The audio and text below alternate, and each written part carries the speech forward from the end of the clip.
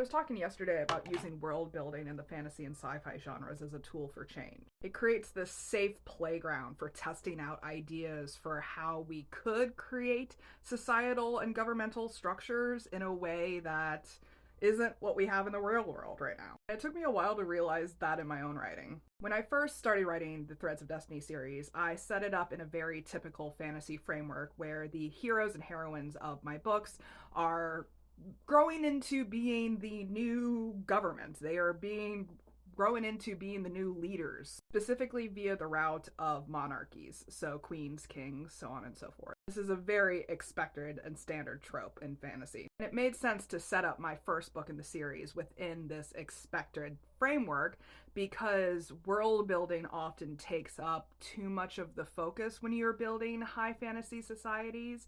And so I didn't have to explain a lot of why they deserve to rise to the station of monarchs in this current plot framework. Obviously, they're set up to be better alternatives than the current governing structures. That's why they are rising to the forefront and taking hold of that mantle. But as I entered writing into the book 4 in the series, I started to realize what makes them suited for these roles and what makes a monarchy structure particularly suited for the ideal form of government that they're working toward. I've been thinking about this a lot with the current state of world affairs. What qualifies someone to lead and make decisions for a mass of people? Everyone has their own opinion on that. So as a writer who is circulating these ideas into the world and influencing my readers' perceptions of that, what is my role in contributing to that conversation? I myself in the real world was getting frustrated